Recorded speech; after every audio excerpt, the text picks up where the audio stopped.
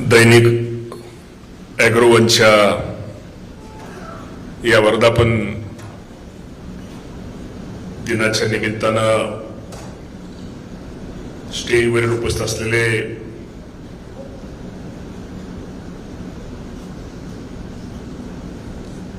ज्यांचा उल्लेख आजही ह्या वयामध्ये माझ्या महाराष्ट्रातील शेतकरी यांचं हित साधलं गेलं पाहिजे, शेतकऱ्यांना नवीन तंत्रज्ञान दिलं पाहिजे आणि त्यांनी जे शेतामध्ये पीक घेतलेले त्या पिकाला चांगल्या प्रकारे त्यामध्ये उत्पादन मिळून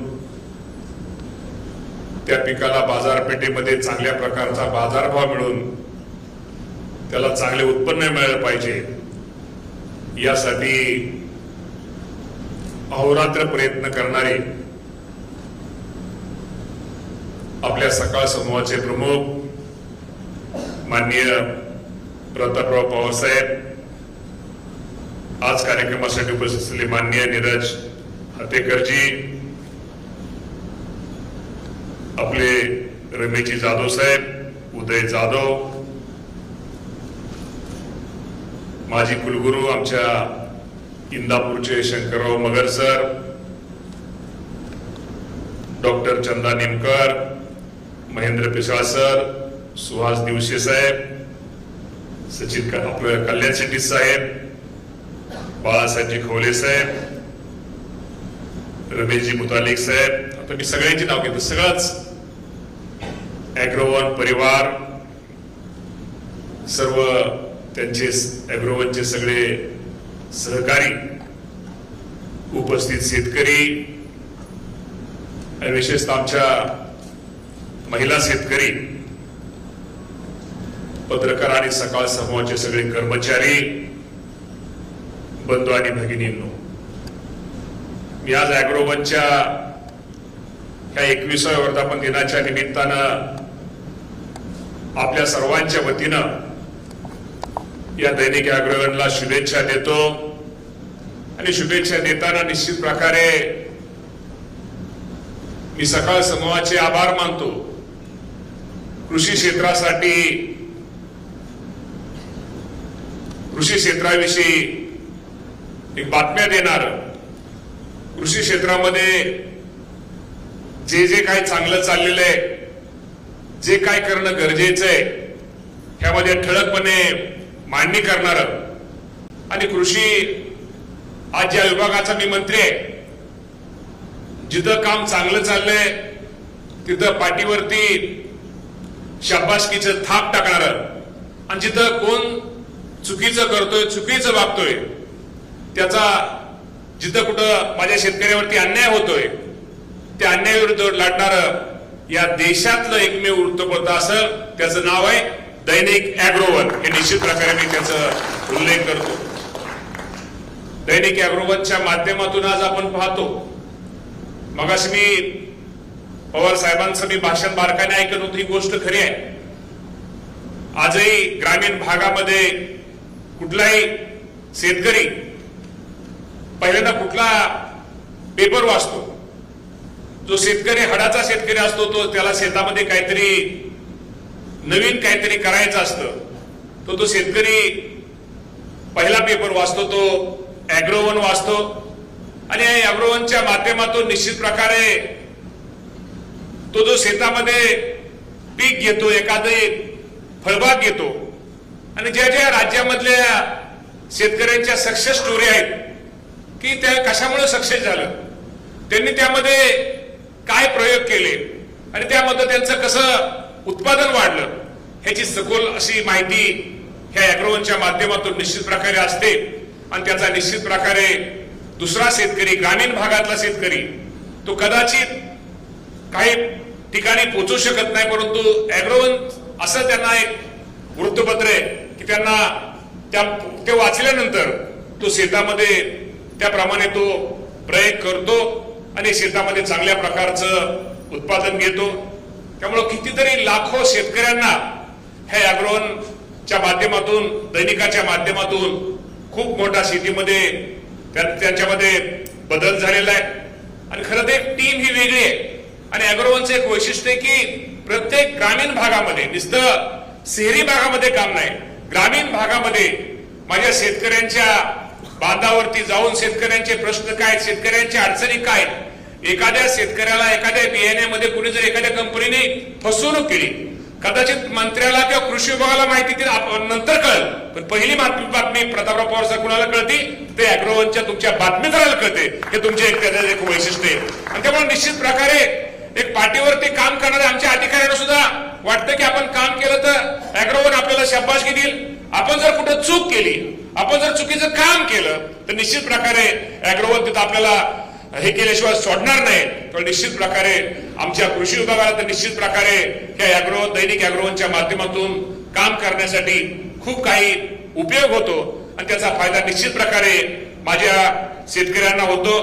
आज खरं तर माझ्या महिला शेतकऱ्यांचा आज आपण इथं 21 वर्ष पूर्ण झालं, त्यामुळे आज 22 वर्षात आपण प्रदानपण करत आहात. आणि त्यामुळे 21 कर्तबगार आमच्या महिला शेतकऱ्यांचा आज अॅग्रोवनच्या वतीनं जो सत्कार सन्मान होतोय, त्याच निश्चित प्रकारे आज आपण पाहतो.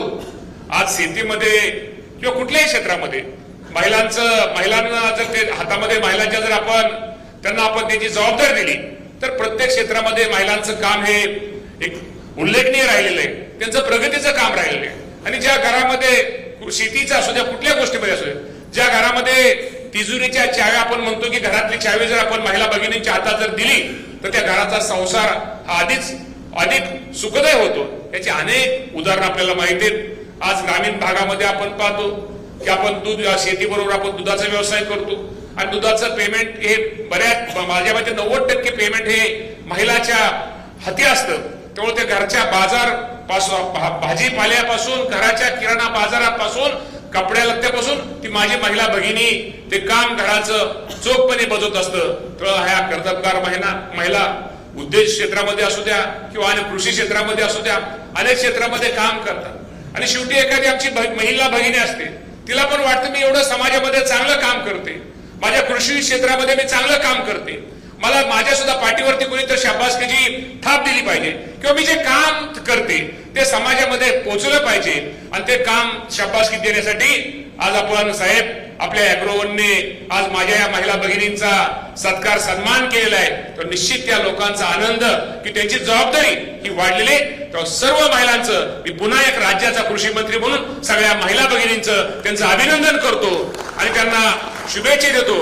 आता अभिनंदन तुमचं केलेलं आहे, आता हे तुमच्या पुरतं नाही, तुम्ही अशा अनेक महिला या क्षेत्रामध्ये, प्रत्येक क्षेत्रामध्ये त्यांनाही प्रशिक्षित करून तुमच्या बरोबर स्वतःच्या पायावरती स्वतःला त्यांना एक आर्थिक भक्कम करण्यासाठी आपणही निश्चित प्रकारे आपण प्रयत्न करावा, ही मी आपल्या सगळ्यांकडून अपेक्षा निश्चित प्रकारे व्यक्त करतो. आज कार्यक्रम खूप चांगला आहे. प्रतापराव पवार साहेबांनी माझ्याकडून कृषी विभागाच्या माध्यमातून काय अपेक्षा व्यक्त केलेला आहे. पवार साहेब आपला थोडा यायचा ह्याच्या बाबतीमध्ये थोडा हा विषय थोडा आमचा नवीन आहे. गेल्या वर्षी आपण सांगितलं की अजितदादा पवार साहेबांनी यामध्ये बजेटला 5 वर्षासाठी 500 कोटी रुपयाची तरतूद केली होती. गेल्या वर्षी नंतर आम्ही ती थोडी ही झाली. ठीक आहे, गेल्या वर्षी काही गोष्टीमध्ये आम्हाला थोडा उशीर झाला, कारण आम्ही नवीन कर्मचारी, नवीन अधिकारी, सीओ नेमण्यापर्यंत झालेला आहे. पण निश्चित प्रकारे आपण ज्या काय आम्हाला सूचना याच्या माध्यमातून केल्यात त्या बाबतीमध्ये निश्चित प्रकारे माझ्या शेतकरी बांधवांसाठी जी काय मदत करता येईल, जे काय सहकार्य करता येईल, निश्चित प्रकारे राज्याचे मुख्यमंत्री, दोन्ही उपमुख्यमंत्री, आज खरं तर मी तुम्हाला प्रामाणिकपणे सांगतो की हे आपल्याला सहकार्य तिघं पण करतीलच, पण ज्या माणसाची आज आठवण आपल्या बंधून आल्याशिवाय राहत नाही. एक शेतकऱ्यांसाठी एक शेतकरी पुत्र, शेतकऱ्यांचे प्रश्न काय आहेत, शेतकऱ्याच्या अडचणी काय आहेत, माझ्या शेतकरी बांधवाला मदत कशी केली पाहिजे, माझ्या शेतकरी बांधवाला सहकार्य कसं केलं पाहिजे. स्वतः बांधावरती असणारा शेतकरी आज कैलास दिवंगत अजितदादा पवार साहेब आपल्यामध्ये राहिलेले नाही, कारण त्यांना एक जाण होती शेतकऱ्यांच्या प्रश्नाची, त्यांना एक कळवळा होता. मी स्वतः पवार साहेब इथं आहेत, प्रतापराव, मी आमच्या शेजारी 10-11 किलोमीटर बांगला त्यांचा असल्यामुळं मी लहानपणी ज्यावेळेस त्यांच्या घरी जायचो, प्रत्येक वेळी मी दादांना, स्वतः अजितदादा पवार साहेबांना मी ट्रॅक्टर चालवताना पाहिलेलं आहे. साहेब, मी दादा, तुमच्या एक मुस्लिम समाजात तुमच्या गावात एक गडी होता, तो गडी ट्रॉलीवर असायचा, दादा ट्रॅक्टर चालवायचे. मी स्वतः त्यांच्या गुराच्या गोटामध्ये गेल्यानंतर स्वतः अजितदादा पवार साहेबांना गायीची धार काढताना मी खूप लहान होतो, मी स्वतः दादांना पाहिलेलं आहे. इव्हन पोल्ट्रीमध्ये जेव्हा दादांनी पोल्ट्रीचा विस्तार केला त्यावेळेस असं चालताना थोडं अंड्याचं वगैरे होत होतं, स्वतः अंडी गोळा करताना अंडी वेचताना दादांना मी पाहिलेलं आहे. त्यामुळे हाडाचा शेतकरी, शेतकऱ्यांचा प्रश्न जाणणारा नेता आज आपल्याला राहिलेला नाही. त्याचं दुःख निश्चित प्रकारे आम्हा सर्वांना आहे. शेवटी दादांचा विचार, दादांच्या शेती बाबतीत त्यांचा असणारा विचार, त्यांची शिकवण निश्चित प्रकारे, त्यांचा आदर्श डोळ्यासमोर ठेवून आमचा निश्चित प्रकारे कृषी विभाग हा निश्चित प्रकारे भविष्यामध्ये एक चांगल्या प्रकारचं काम करण्याचा प्रयत्न करील. आम्ही बाकी तुम्हाला प्रामाणिकपणे सांगतो, ह्या वर्षी कृषी विभागाच्या माध्यमातून यांत्रिकरणाचा विषय असू द्या किंवा बाकीच्या अनेक गोष्टीमध्ये की जे पूर्वी खूप छोट्या गोष्टी होत्या, पण शेतकऱ्यांना मदत करण्यासाठी ज्या ज्या काही गोष्टी करणं गरजेचं आहे त्या गोष्टी करण्याचा कृषी समृद्धी योजनेच्या माध्यमातून असू द्या किंवा कृषी यांत्रिकरणाच्या माध्यमातून असू द्या, ड्रीपच्या, म्हणजे मी सांगायचं तात्पर्य की पूर्वीचं आणि आतामध्ये कृषी विभागाच्या माध्यमातून माझ्या शेतकऱ्यांना खूप चांगल्या प्रकारची मदत केली जाते. आणि मी तुम्हाला प्रामाणिकपणे सांगतो, महिलांच्या बाबतीमध्ये तर निश्चित प्रकारे येणाऱ्या काळामध्ये आपल्याला महिला शेतकऱ्यांच्या बाबतीमध्ये काय धोरण आणता येईल यासाठी येणाऱ्या काळामध्ये तो आमचा विचार चालू आहे. आणि माझ्या महिला शेतकऱ्यांसाठी कृषी विभागाच्या वतीनं एक वेगळं धोरण आणलं जाईल, हे सुद्धा आजच्या कार्यक्रमाच्या निमित्ताने मी आपल्या सर्वांना निश्चित प्रकारे सांगतो. आता मी जास्त कार्यक्रम किंवा जास्त आपण बोलले, आपण तर सगळे प्रगतशील आहात, सगळे एक विचारवंत आहात, सगळे खूप वेगवेगळ्या क्षेत्रामध्ये काम करणारे आहात. मला वाटतं दुधावाल्यांना सुद्धा बोलायला दिसते बहुतेक. दुधा म्हणजे मुद्दाम कुतुळ साहेबांकडे पाहिल्यानंतर मला ते आमचे पांडुरंग तावरे साहेब हा म्हणजे शेतकरी कसा असतो, आता पांडुरंग तावरेबद्दल तुम्हाला माहित नाही. म्हणजे पांडुरंग तावरे आता सगळीकडे तो कृषी विभागाच्या माध्यमातून तो बारामतीचा आहे, पण आमच्या कॉलेजमध्ये सगळ्यात जास्त नाही सांगत, समजून घ्या. तो माणूस एवढं तो कृषी पर्यटन केंद्र साहेब तो तयार करू शकत, तो एवढं चांगलं काम करू. म्हणजे खरंच सांगतो की कधी कधी माणसं आपण म्हणतात ना की मी आज कृषी क्षेत्र म्हणल्यानंतर शरदचंद्रजी पवार साहेबांची आठवण सगळ्याला येते. आज त्यांची आठवण सगळ्याला येते की खरंच मी एक क्षेत्रामध्ये एक माहिती असणारी, नवीन नवीन तंत्रज्ञान, नवीन नवीन कुठेतरी एखादा बाजारात असणारा बी असेल, बियाणं असेल, वाण असेल, तो माझ्या शेतकऱ्यांपर्यंत कसा पोहोचला पाहिजे यासाठी आजही काळजी करणारी ह्या वयात पवार साहेब, मला वाटतं तुमच्या पवार कुटुंबामध्ये ते हीच दिसते, तुमच्या ब्लड मध्येच थोडं सगळ्यांची दिसते की तुम्ही हरणारे नाही, तुम्ही लढणारे आहात. हे निश्चित प्रकारे आज मला या कार्यक्रमाच्या निमित्तानं म्हणजे आजही पवार साहेबांचं वय, प्रतापराव पवार साहेब, आता तुम्ही खरं सांगतो मी सहज शेतकरी तर हजर आहेत का हो? आज त्यांना विश्रांती घेता येईल, त्यांना निवांत त्यांच्या आयुष्यामध्ये सगळं मी शेवटी ते पवार कुटुंबे पण करता येईल. आज ते कुणासाठी आज इथं या स्टेजवरती माझ्या अगोदर इथं हजर, हे कुणासाठी आले? खरंच मग आपण हे सगळं बाजूला ठेवू, हे अॅग्रोवन वगैरे सगळं बाजूला ठेवू, कार्यक्रम बाजूला ठेवू. कुणासाठी ते आले? तो काय त्यात त्यांचा स्वार्थ आहे, त्यात त्यांना काय त्यांचं आहे? पण ते कुठेतरी अजूनही ह्या वयामध्ये माझ्या शेतकऱ्यांना कुठेतरी मदत झाली पाहिजे, माझ्या शेतकऱ्यांना कुठेतरी सहकार्य झालं पाहिजे. माझ्या जो शेतकरी आत्महत्या करतोय, ते शेतकरी आत्महत्या करण्याची त्याची कारण काय आहेत, त्या शेतकऱ्यासाठी काय सुविधा दिल्या पाहिजे, काय केलं पाहिजे, पाण्याची त्याचं व्यवस्थापन कसं केलं पाहिजे, त्याच्या शेतामध्ये जो पीक येतं त्याला खतं असतील, त्याला आपलं औषध असेल, हे कसं दिलं पाहिजे, ही अशी कळकळ, हे शेतकऱ्याबद्दल कळकळ असणारी, शेतकऱ्याशी एक नाळ जोडणारी माणसं ह्या वयातही आपल्याला मदत करतात. निश्चित प्रकारे आपल्याला सुद्धा थोडी एक मनाला एक वाटलं पाहिजे की आपण ही माणसं आपल्या राज्यातल्या शेतकऱ्यासाठी काहीतरी करतात, त्यामुळे आपण सुद्धा काहीतरी देणं लागतो. आज तुमच्या सगळ्यांचा सत्कार तुम्ही तुमच्या कुटुंबापुरतं ठेवू नका. तुम्ही ज्याप्रमाणे ते सगळ्यांसाठी काळजी करतात तसं तुम्ही सुद्धा आज माझ्या महिला भगिनी, ह्या 21 महिला भगिनींनी सगळ्याकडे त्याचं वाटतो, सगळ्यांना त्याचा आपण जे काम करताय ते सगळ्यांना, त्या इतरांना पण त्याचा फायदा झाला पाहिजे असं काम जेणेकरून आपण सर्वांनी करा. तर मी नेहमी म्हणतो की ह्या आयुष्यामध्ये, ह्या जीवनामध्ये प्रत्येकाला संघर्ष आहे. हे स्पर्धेचं युग आहे, स्पर्धेचं युग आहे. या स्पर्धेच्या युगामध्ये प्रत्येकाला दगदग आहे, धगधग आहे, त्रास आहे, सगळ्याला आहे. या जगामध्ये कोण सुखी नाही, पण प्रत्येकाला काय वाटतं पवार साहेबांचं किती आहे, आमचे हातेकर साहेब तर काय जोरात आहेत, मस्तपैकी सगळं जोरात आहे. आमचे जाधव साहेब जो काय आता नवीन तरुण एकदम संपादक जोरात अॅग्रोवनने दिलाय. आणि तुम्हाला वाटतं काय मंत्र्याचं बरं आहे, गाडी जोरात आलं, तर आमचं आम्हालाच माहिती, ते दिसतं तसं नसतं, म्हणून जग फसतं. तेव्हा माणसाने नेहमी असा आनंदाने राहावं. ते काय होतं, आज कार्यक्रम चांगला आहे साहेब, पण हे असं धरून आणण्यासाठी असं हसतं खेळतं बोलतं राहावं माणसाने. तर ह्या जीवनामध्ये काय नसतं, उगं विनाकारण लय टेन्शन तगद कुतुळ साहेब लय विचार केला साहेब छाती दुखते, आणि छाती दुखल्यावर काय होतं तुम्हाला माहिती आहे. त्यामुळे हसत खेळत राहा. अॅग्रोवनचा कार्यक्रम आहे, पवार साहेबांनी प्रतापराव पवार साहेबांनी आपल्या निमित्तानं सगळ्या जाधव साहेबांनी आपल्या सगळ्यांना एकत्र केले. आणि शेवटी शेतकऱ्यांचा प्रश्न आहे. आपण शेवटी आज मी कृषी मंत्री आहे, मी पण एका राज्याचा एक शेतकऱ्याचा मुलगा आहे. माझ्या घरामध्ये कोणी राजकारणामध्ये कोणी झडपीला नव्हतं, पंचमदिन नव्हतं, कोणी आमदार नव्हतं, खासदार नव्हतं, कोणी नव्हतं, पण मी झालो एका शेतकऱ्याचा मुलगा ह्या राज्याचा कृषी मंत्री म्हणून काम करतोय. ह्याच्यापेक्षा आयुष्यामध्ये काय पाहिजे तुम्हाला. शेवटी मी आजही सांगतो, मी आजही घरामध्ये शेतामध्ये गेल्यानंतर साहेब मला संध्याकाळी झोपायला गेल्यानंतर मला शेतच दिसतं. सकाळी ज्यावेळेस उठतो आणि मी बाहेर पडतो त्यावेळेस सुद्धा मला शेतच दिसतं. आणि मी आजही तुम्हाला प्रामाणिकपणे सांगतो, शेतकरीचा आज कृषी मंत्री म्हणून साहेब मी तुम्ही ऐकून मी सांगतो की मी आजही 4-5 दिवस जरी कुठं फिरलो आणि मी जर घरी गेलो नाही, आणि घरी गेल्यानंतर मी आता काही जास्त करत नाही, फक्त गाडीने फक्त माझा ऊस बघतो, द्राक्ष बघतो, डाळिंब बघतो, हे बघतो. नुसतं बघितलं, आत गेलो, थोडं उतरून साहेब बघितलं ना साहेब, ते समाधान नसते. ते समाधान साहेब कशात नाही, समाधान तेच खूप महत्वाचं आहे. ते समाधान महत्वाचं आहे. त्यामुळे मला संध्याकाळी आठवडा माझा खूप फ्रेश मध्ये जातो.